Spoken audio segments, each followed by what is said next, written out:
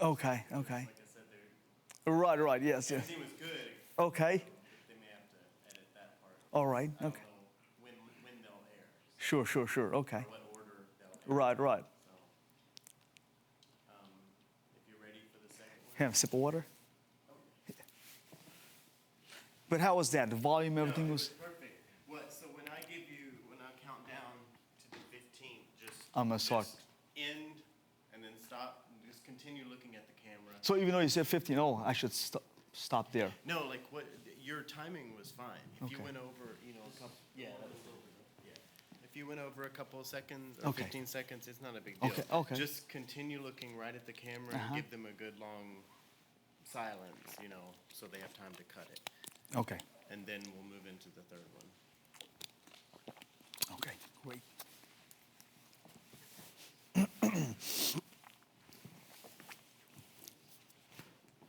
My speech, was it good and no speed? Okay. No, perfect level and speed.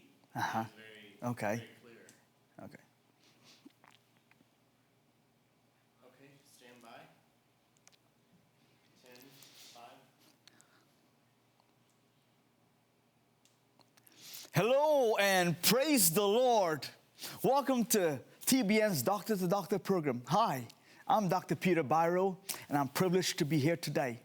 I'd like to continue on a previous segment, heart disease in women. Yeah, just don't reference the others. Okay, sorry. 5, 4, 3. Hello and praise the Lord. Hi, this is Dr. Peter Byro, coming to you from TBN's studio here in New York City. Today I'll be talking to you on secondary risk factors for heart disease in women. I'd like to talk about homocystinemia. What we have found is that elevated homocysteine levels is a major risk factor for heart disease. Perhaps cholesterol is not the major culprit here. When women enters menopause, the homocysteine level begins to rise. Other things that can contribute to homocysteine levels includes the lack of B vitamins. It can also be a hereditary component where there's the lack of a deficiency of an enzyme called methylene tetrahydrofolate reductase. What we have found in studies is that homocysteine coupled with hypertension can perhaps increase the risk for heart disease and perhaps a stroke by 25%, or 25 times higher. Now, what is homocysteine? It is basically an amino acid that's produced based from ineffective protein metabolism. It can increase inflammation. It can also increase triglycerides and cholesterol synthesis. It also promotes free radical production and activity. Now, there is a theory called free radical theory of aging, where we believe many disorders and disease processes occur from these free radical agents. Now, what's a free radical? It's basically an unstable molecule that goes around the body. It lacks an electron and tries to attack your cells, trying to steal their electrons, in turn making your cells very unstable. Then disease occurs, oxidative stress, and then cellular death and disease. Now, what do I mean by oxidative stress? Just imagine a piece of metal. You lay it out in the environment. The oxygen, the air begins to cause rusting. That's the same process that's occurring in the body. So we know that's a perfect example of inflammation. We know that inflammation is perhaps one of the major culprits of all kinds of disease in the body, ranging from cancer to heart disease. That's why we talked about inflammation in heart disease, checking your CRP levels. Well, homocysteine can also promote that. It's a very simple way to fix that. We can supplement with B6, B12, and folate. And perhaps if you're not reacting positively with simple folate, you might need to use the reduced form or the more active form called L5-MTHF. Now, other ways of lowering homocysteine levels includes the use of SAMe, SAM/E, about 200 to 400 milligrams a day, has been shown to lower homocysteine. Trimethylglycine also can lower homocysteine levels. What's noteworthy here is that about 40% of strokes, 30% of heart disease, and about 30% of peripheral arterial disease may be caused by elevated homocysteine levels. Those are staggering numbers, and it can easily be fixed. Again, this is something that many physicians do not check. The sad part is that many insurance companies do not pay for it. I know I check that in myself and my wife and our children every year. Every year I get a $200 bill per person. But you know what? I pay it because I don't want to be stuck in that box where the insurance company tells me what to do or what not to do. So I'm encouraging you today, ask your physician, if you don't mind stepping out of the box and getting those things checked, have it checked. It's a simple way to reduce heart disease, strokes. New studies now showing that elevated homocysteine levels can contribute to dementia, Alzheimer's dementia. Yes, you heard it right here. So please, I encourage you, make a note of that. Next, I'd like to touch upon lipoprotein little a. Again, today I'm focusing on the ladies, heart disease in women. When a woman enters menopause, as the estrogen begins to fall, the lipoprotein little a begins to rise. We know this is a little cholesterol marker that contributes to inflammation. We know patients who are diabetics, another risk factor for heart disease. Diabetics and menopausal women, lipoprotein little a begins to become elevated. And there are simple ways to treat this. L-proline, L-lysine, L-carnitine, DHA, estrogen replacement therapy, exercise, vitamin C, niacin, which can also raise your good cholesterol. I recommend that you use a flush-free niacin. 1 to 2 grams has been shown to lower lipoprotein little a. Now, here's a biggie. Statin drugs.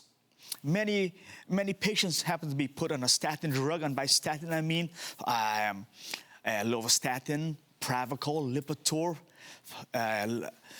Crestor. These are all examples of statin drugs. So here we are using a statin drug, lowering our cholesterol, but what we have noted is that statins begins to elevate your lipoprotein little a. Any person with an elevated lipoprotein A, studies have revealed that within 10 years, there's a 70% chance of suffering a cardiovascular event, such as a heart attack. Again, here we are battling hyperlipidemia, a risk factor for heart disease, and yet some of these agents are actually contributing to heart disease. Now, what can we do? As I mentioned, the few simple natural agents that can be utilized. What we have also known as statin agents, it lowers coenzyme Q10. We know coenzyme Q10 plays a very important role in the energy pathway within the cell, in the mitochondria. And that's a whole new topic I'd like to touch on another day. So, coenzyme Q10, I recommend any patient taking a statin drug, supplement with a coenzyme Q10 agent. What we've also extrapolated from studies is that women with a low coenzyme Q10, there's an increased risk of breast cancer. Now we've also noted that an elevated risk of cervical and breast cancer.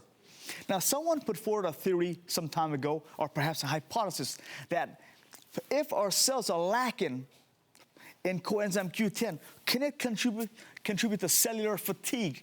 Remember that the heart is made of little cells we call the cardiac cells, or the myocytes. If there's myocyte dysfunction, the cell is lacking in energy. Think about this.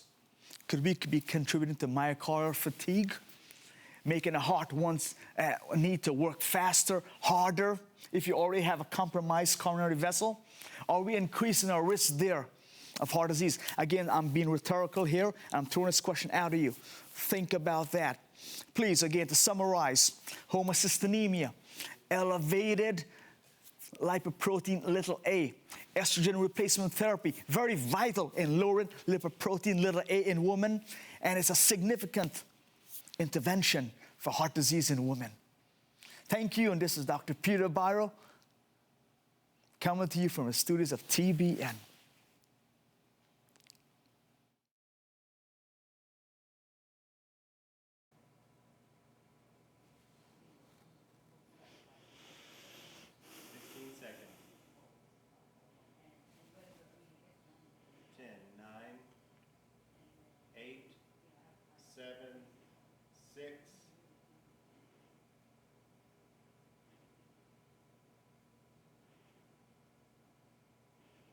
Hello and praise the Lord.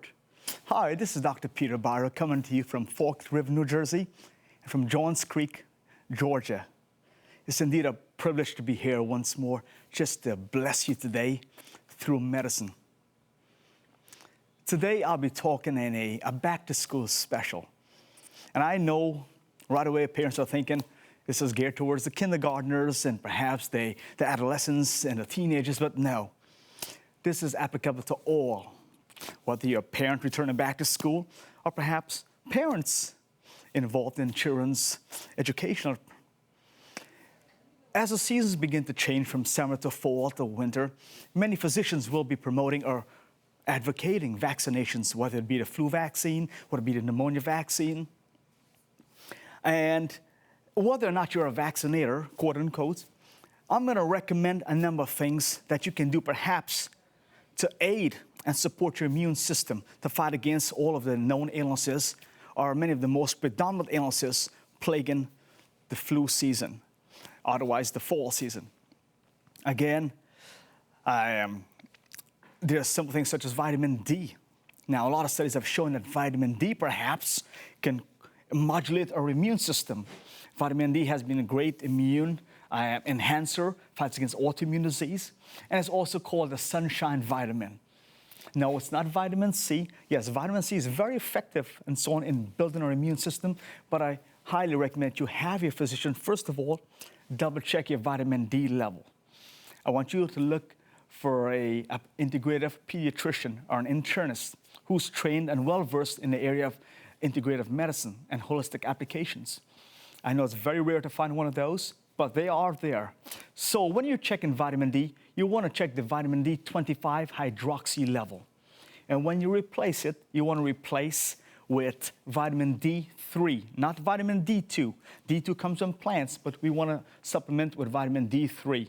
Again, vitamin D has been shown to be very effective against autoimmune disease. Studies coming out from Europe are showing perhaps a fight against diabetes and heart disease. Now, what is it about the increased incidence of infections during the winter? Is it because of the cold temperatures? We think not. Is it because of the lack of sunlight? The sunshine vitamin is diminished. And so we say maybe it's the vitamin D deficiency or the lack thereof that's contributing to this increased incidence of the flu and perhaps other infections. So that's a quick one, vitamin D. Next, I want you to concentrate on perhaps a probiotic. Now, what's a probiotic? Well, it's just a natural bacterial agent meant to repopulate and to supplement your intestinal bacterial flora. Many patients will be treated, for example, for ear infections, bronchitis, pneumonia, et cetera, et cetera. And when the antibiotics begin to fight against your infection and the known etiologies, it also destroys not only the bad bacteria that's causing your illness, but it's also contributing to the destruction of your healthy flora. Now, studies in integrative medicine and holistic practices have revealed that our immune system begins here. Yes, right here. Our gut is perhaps the heart of our immune system. So here we are trying to fight off infections and destroying a healthy bacterial flora. And years later, you're wondering, why do I have IBS or other gut issues? Why am I more prone to infections? So get a good probiotic.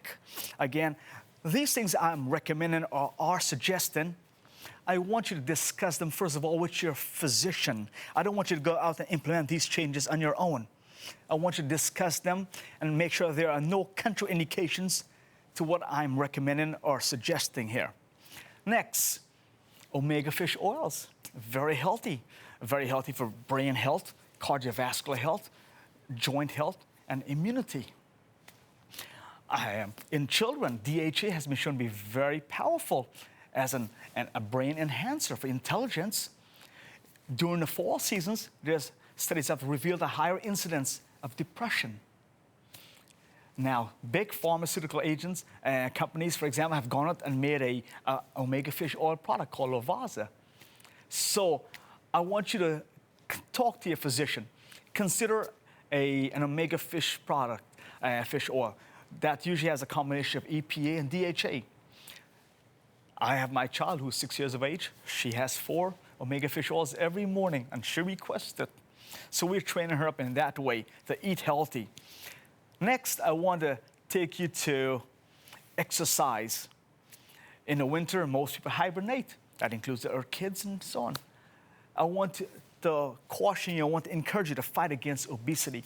What we have noticed in studies is that children, as they begin to age, in the younger years of life, as we begin to feed them these high-calorie foods, and in winter, many are somehow craving, there's an increased crave for carbs and these high-calorie foods. What has been noticed that these excessive calories will increase the risk of adipocytes or fat cells.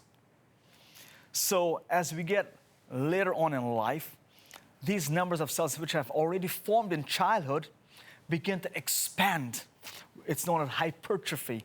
It begins to expand, and in the 20s and in the 30s, we notice, wow, why am I putting on the weight? So we could perhaps start in the younger years of life to fight against obesity or the formation or the causation of obesity rather than starting when you're 20, 30, 40 years of age.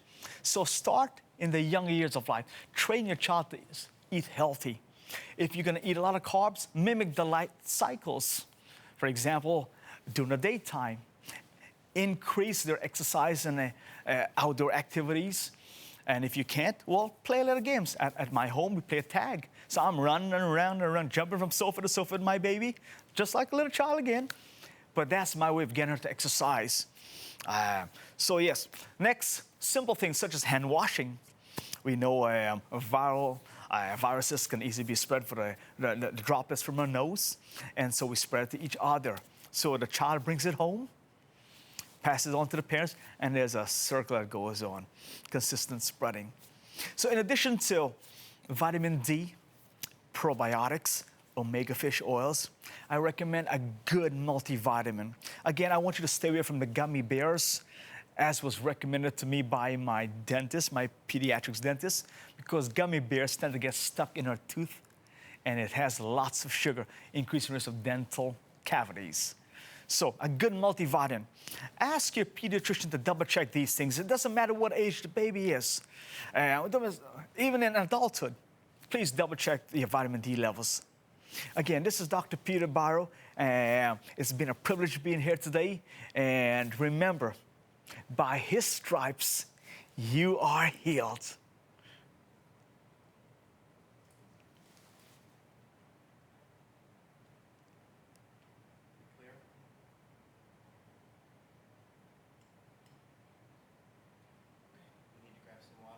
Sure.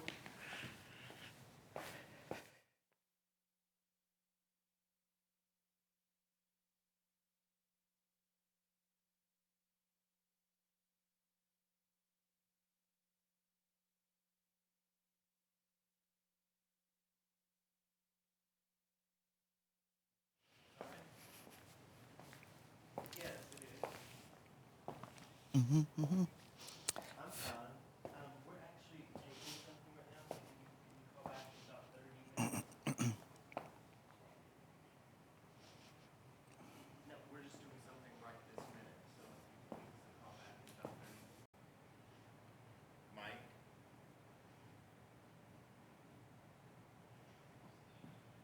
Oh, okay, thank you.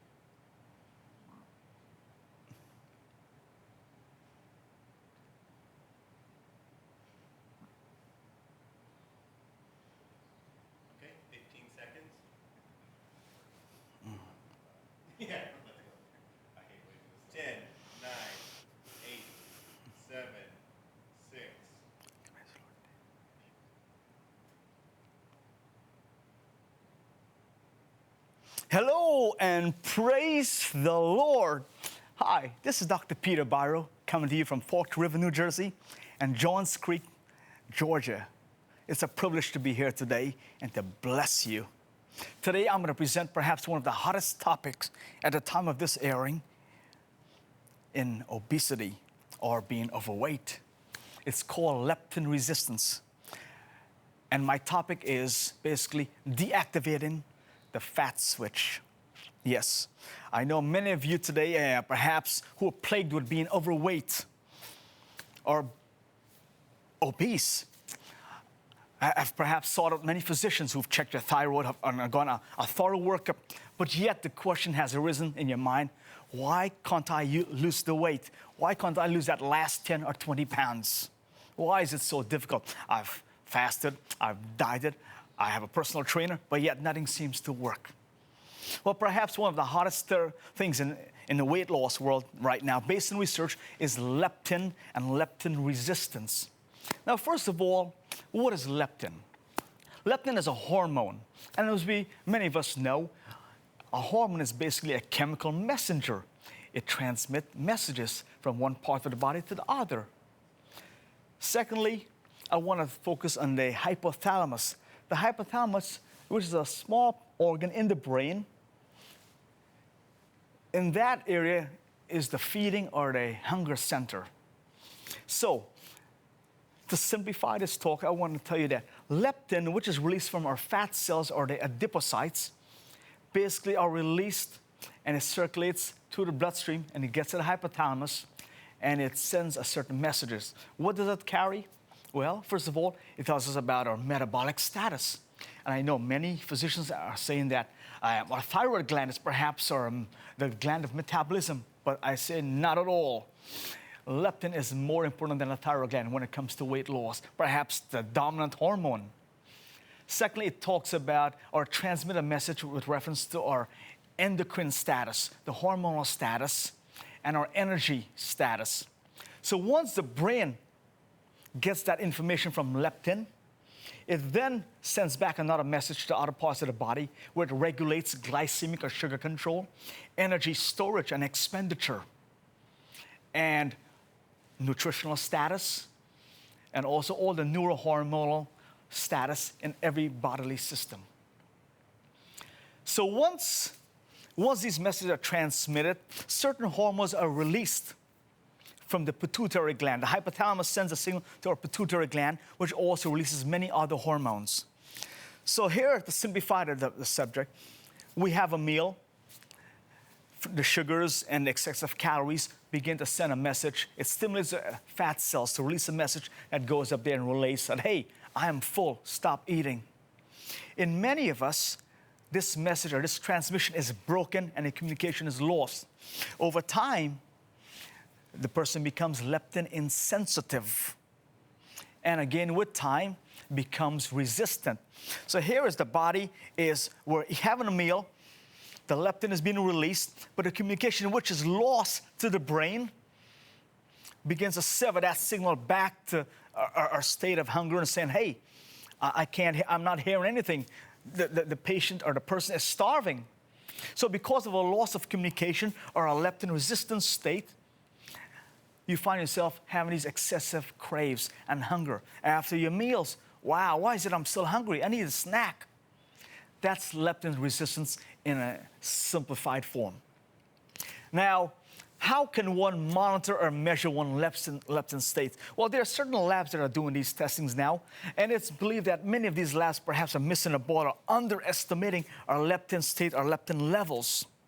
So I want to recommend that you find a physician who's trained and well-versed in this area of weight control and leptin resistance. Not someone who read a book or did a little crash course on the internet. Someone who's well-versed in this area. Quest Diagnostics and LabCorp is now offering leptin levels. Once you have established your leptin state, again, even without checking the level, a physician astute in this area can perhaps diagnose you by just a few simplified questions. Now, what can be done to turn off or deactivate that fat switch? Well, first of all, studies have recently come out saying that sleep deprivation are activating are are hunger centers in the brain. So sleep-deprived patients find there's an increase hunger, there's increased hunger, there's increased desire to snack and to feed. So I'm going to recommend, first of all, sleep. Get an 8 hours of sleep. Again, there may be many other mechanisms that's involved in weight gain with a lack of sleep, perhaps growth hormone. We know there's a pulsatile release of growth hormones 2 hours after we go into a deep sleep. If you're sleep deprived, if you have broken sleep, you're affecting that hormone from being released or diminish in its production. And again, we know growth hormones are it's one of the lean bodybuilding hormones. Next, I'm going to recommend something called L-carnitine. L-carnitine has been shown in studies to actually fight against leptin by lowering weight. That's one of the best ways of lowering leptin resistance and making the body more sensitive to leptin. That is losing the weight, but that's the paradoxical question. In the first place, how do we lose the weight? Next, we want to recommend organic meals. There are certain pharmaceutical agents that are out there that perhaps have been utilized to fight against diabetes. But again, some of the studies are showing perhaps these things may be used to fight against leptin.